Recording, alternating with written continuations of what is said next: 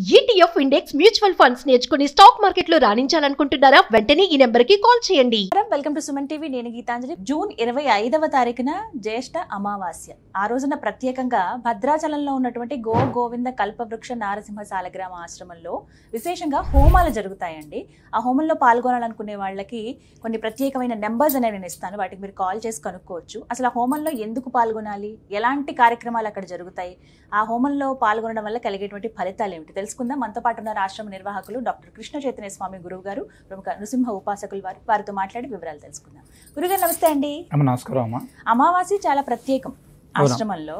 అయితే ఈసారి వచ్చేటువంటి ఈ జ్యేష్ఠ అమావాస్య విశేషాలు ఏంటో తెలియచేయండి. తప్పకుండా అమ్మా. అంటే సాధారణంగా మనం భద్రాచల దివ్యక్షేత్రంలో కల్పవృక్ష నరసింహ స్వామివారి యొక్క దివ్య సన్నిధిలో చాలా వైభవంగా అమావాస్య నాడు ప్రాతకాలంలో స్వామివారికి విశేషమైనటువంటి సుప్రభాత సేవ, అనంతరం గోపూజ, విశేషమైనటువంటి నవకలశ స్నపన తిరుమంజనం ఉంటున్నాం.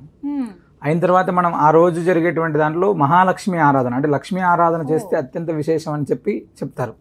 అయితే ఈ జ్యేష్ఠ అమావాస్య వచ్చేటువంటి దాంట్లో ముందు రోజు ఇంకా విశేషంగా కృష్ణాంగారక చతుర్దశి, అంటే సాధారణంగా కృష్ణపక్షంలో వచ్చేటువంటి చతుర్దశి మంగళవారం రోజు కలిస్తే చాలా విశేషం అని చెప్పి మనకు పెద్దలు శాస్త్రం చెప్పి ఉంది. ఈ కృష్ణాంగారక చతుర్దశి ఈ నెల జూన్ 24వ తారీఖు ముందు రోజు మంగళవారం చాలా విశేషంగా, అంటే కుజుడికి సంబంధించినటువంటి ఆరాధన చేయడం ద్వారా విశేషమైనటువంటి ఫలితాలు వస్తాయి. కృష్ణాంగారక చతుర్దశి రోజు విశేషంగా కుజుడికి సంబంధించిన అంగారక ఆరాధన చేయాలి అని చెప్తారు. అసలు అంగారకుడికి సంబంధించినటువంటి ఆరాధన చేయడం ద్వారా రుణ బాధలు, రోగ బాధలు, శత్రు బాధలు, ఈ మూడిటి యొక్క ప్రభావం తగ్గుతుంది ఫస్ట్. అయితే విశేషంగా ఇప్పుడు కుజుడు సింహరాశిలో ఉన్నాడు ప్రస్తుతం. ఈ ప్రస్తుతం సింహరాశిలో ఉన్నటువంటి కుజుడిని విశేషంగా, అంటే కేతువుతో కూడా కలిసి ఉండడం వల్ల, అంటే మానసిక అశాంతి ఉండేటువంటి వాళ్ళు, ఇది ప్రస్తుతం చూస్తున్నాం, మనం విపత్తులు చూస్తున్నాం. ఇలాంటి పరిస్థితులన్నీ కూడా తగ్గాలి అనేటువంటి సంకల్పంతో చాలా వైభవంగా మనం కృష్ణాంగారక చతుర్దశి రోజు ప్రాతకాలను గోపూజ, అదేవిధంగా స్వామివారికి నవకలశ స్నపన తిరుమంజనం, విశేషంగా అంగారక హోమం చేస్తున్నాం అమ్మా.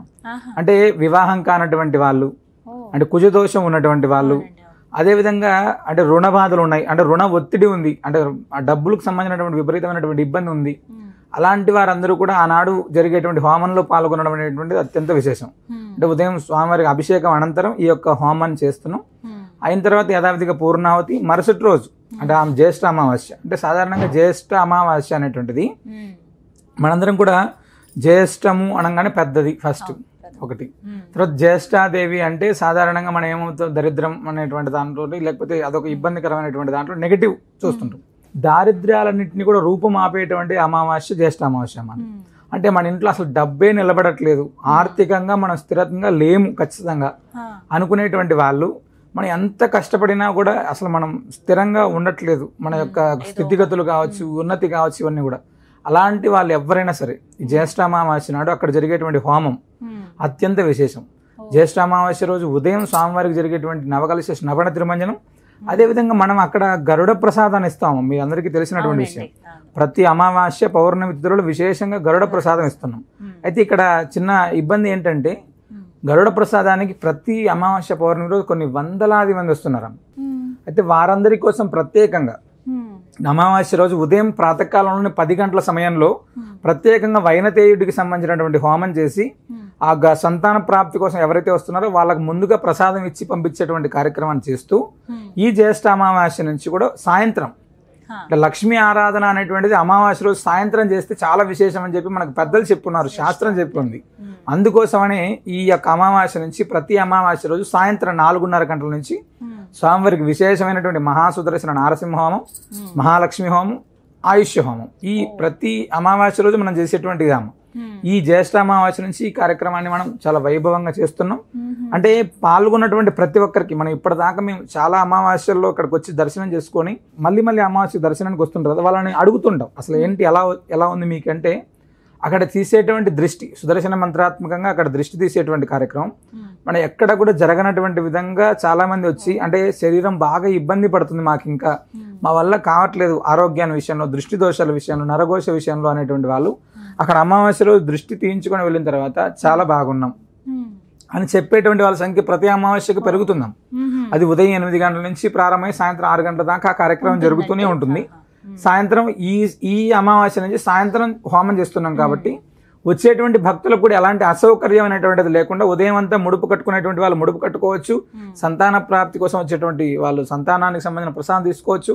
హోమానికి ప్రత్యేకంగా ఉండేటువంటి వాళ్ళందరి కోసం లక్ష్మీ ఆరాధన ప్రత్యేకంగా సాయంత్రం మహాలక్ష్మి హోమం, సుదర్శన నరసింహం ఇవన్నీ కూడా చేస్తున్నాము. ఇది అక్కడ విశేషం అన్నమాట. ముందు రోజే రావాల్సి ఉంటుందా అండి? ఎప్పుడు రమ్మంటారు? అంటే అంగారక చతుర్థి హోమంలో పాల్గొనాలనుకునేటువంటి వాళ్ళు 24వ తారీఖు ఉదయం అక్కడికి వస్తే ఆ రుణ విమోచనకు సంబంధించినటువంటి హోమంలోను, అంగారక హోమంలోను, అంటే వివాహం కాని వాళ్ళు కావచ్చు, అన్యోన్య దాంపత్యంలో ఇబ్బంది ఉన్నటువంటి వాళ్ళు కావచ్చు, పెళ్లి అయ్యి కూడా చాలా రకాలైనటువంటి ఇష్యూస్లో ఉండేటువంటి వాళ్ళు చాలా మంది, కోర్టు వివాదాలు కావచ్చు, ఇలాంటివి. అలాంటి వాళ్ళు ఎవరైనా 24వ తారీఖు రావడం చాలా మంచిదమ్మా. లేదా అమావాస్యకి సంబంధించినటువంటి హోమం, సుదర్శన నరసింహ హోమంలో, మహాలక్ష్మి హోమంలో, స్వామివారి అభిషేకంలో పాల్గొనాలనుకునేటువంటి వాళ్ళు 25. ఈ 2 రోజులు కూడా నిద్ర చేయడానికి చాలా విశేషం. ముందు రోజు అమావాస్య రోజు నిద్ర చేయొచ్చు, అమావాస్య నాడు రాత్రి కూడా నిద్ర చేయడానికి అక్కడ అవకాశం ఉంటుందమ్మా. అది అక్కడే నిద్రించే అవకాశం కూడా. అవునమ్మా. చాలా మంది భక్తులు అమావాస్యకని ప్రత్యేకంగా వస్తారు. అవునమ్మా, చాలా అంటే ఎక్కడెక్కడో ప్రాంతాల నుంచి ప్రత్యేకంగా ఆ రోజు ముడుపు కట్టుకోవడం కోసమే చాలా మంది వచ్చి స్వామివారి ముందు రోజు రాత్రి నిద్ర చేసి గోదావరి స్నానం చేసి వచ్చి స్వామివారి సన్నిధిలో ముడుపు కట్టుకొని తీర్థం తీసుకొని వెళ్ళేటువంటి వాళ్ళు. ఎందుకంటే నృసింహ రక్ష కావచ్చు, అభిషేకం తీర్థం తీసుకోవాలి, మేము ఆ రోజు దృష్టి తీసేటువంటి దాంట్లో మేము పాల్గొనాలి అనుకునేటువంటి వాళ్ళు చాలా మంది అమ్మ. కల్పవృక్ష నరసింహస్వామి వారు అమావాస్య నాడు అత్యంత వైభవంగా అనుగ్రహిస్తారు అని చెప్పడానికి అమావాస్య జరిగేటువంటి హోమం అద్భుతం, చాలా అత్యద్భుతంగా ఉంటుంది అక్కడ. అవును.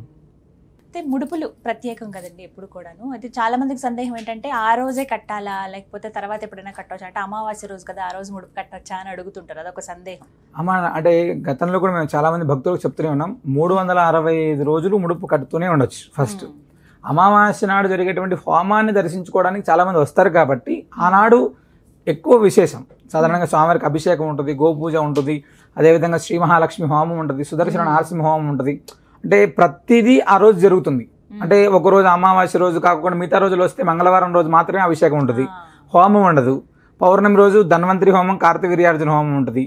ఇలా ఒక్కొక్కటి రిలేషన్ ఉంటుంది. కాబట్టి అమావాస్య నాడు ఎక్కువ మంది ఎందుకు వస్తారంటే అది ప్రతిదీ చూడొచ్చు మనం. గోపూజ దగ్గర నుంచి స్వామివారి అభిషేకం, హోమం, దృష్టి తీసేటువంటి కార్యక్రమం, సంతానానికి సంబంధించినటువంటి ప్రసాదం, అంటే ఈచ్ అండ్ ఎవ్రీథింగ్ అన్నీ అక్కడ ఉంటాయి ఆ రోజు. కాబట్టి ఆనాడు ఎక్కువ మంది వస్తారు. స్వామివారి వైభవం చాలా, అంటే అంతమందిని చూడంగానే ఒక రకమైనటువంటి ఆధ్యాత్మిక భావన ఇంకా పెరుగుతూ ఉంటుందమ్మా.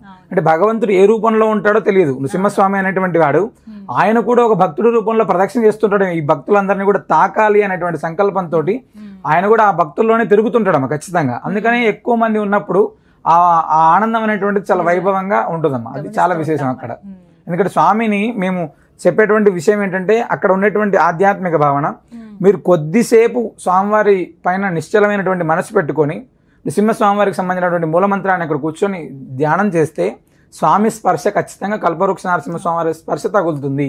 కాబట్టి అక్కడికి వచ్చేటువంటి భక్తులు ఎవరైనా వస్తారు ఆధ్యాత్మిక భావనతోటి మీరు ఖచ్చితంగా స్వామివారి పైన పరిపూర్ణ విశ్వాసంతో చేస్తే ఆ రిజల్ట్ కూడా అంతే అద్భుతంగా ఉంటుంది. సంతాన ప్రాప్తి కోసం మేము చూస్తున్నాం కదా, ఎంతో మంది ప్రతి పౌర్ణమి అమావాస్య తిథుల్లో కొన్ని వేల మందికి ఇప్పటిదాకా ప్రసాదం ఇచ్చాం. అందరికీ అత్యద్భుతంగా నిలబెడుతుంది. చాలా వైభవంగా మళ్ళీ స్వామివారి దగ్గరికి సంతానాన్ని తీసుకుని వచ్చి స్వామివారి సన్నిధిలో పేరు పెట్టుకొని అక్షరాభ్యాస, అన్నప్రాసన ఎన్నో కార్యక్రమాలు జరుగుతున్నాయి అమ్మా. అంత వైభవంగా స్వామివారి ఉత్సవాలు ఉన్నాయి అక్కడ. దర్శించవలసిందే. ఖచ్చితంగా చక్కగా వివరించారు, ధన్యవాదాలండి. విన్నారు కదా, అమావాస్య 25వ తారీఖు అండి. అయితే ముందు రోజు కృష్ణాంగారక చతుర్దశి.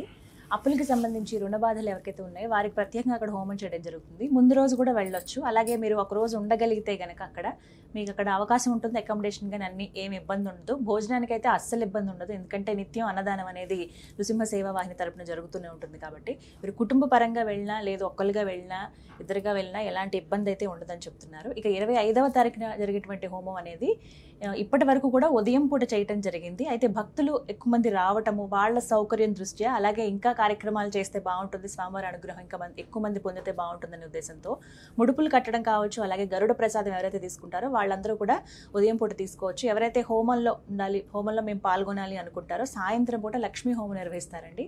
ఆ హోమంలో పాల్గొందాం అనుకునే వాళ్ళు స్క్రీన్ మీద నెంబర్స్ ఇస్తాను, వారు మీకు కాల్ చేసి డీటెయిల్స్ కనుక్కోండి. మీ వివరాలు కూడా తెలియజేస్తే ముందుగా ఇన్ఫర్మేషన్ ఇస్తే ఎలాంటి ఇబ్బంది కలగకుండా ఉంటుంది. ఇంకా సౌకర్యాలు కూడా ఎలాంటి ప్రాబ్లం లేకుండా అవన్నీ చూసుకోవడానికి కాస్త అవకాశం ఉంటుంది. దాంతోపాటుగా ఆ రోజున ముడుపులు కూడా కట్టే వాళ్ళు చాలామంది ఉంటారు. కాబట్టి అమావాస్య కదా అని ఏమి మీరు భ్రమ చెందకుండా ఆ రోజు కట్టొచ్చా లేదా అనేది గురువుగారు అప్పటికే సందేహం ఎన్నోసార్లు తీర్చారు. ఎప్పుడైనా సరే కట్టొచ్చు, కానీ ఇప్పటి వరకు దర్శించిన వాళ్ళు ఎవరైతే ఉన్నారో ఇది మంచి సందర్భం అనుకుని 2 రోజుల పాటు, ఒకటి కృష్ణాంగారక చతుర్దశి అలాగే అమావాస్య 2 వెంట వెంటనే వచ్చాయి కాబట్టి మంగళ బుధవారాల్లో గనక మీరు వెళ్ళి స్వామివారిని దర్శించుకోండి, స్వామివారి అనుగ్రహాన్ని పొందుతారని కోరుకుంటున్నాను. నమస్తే.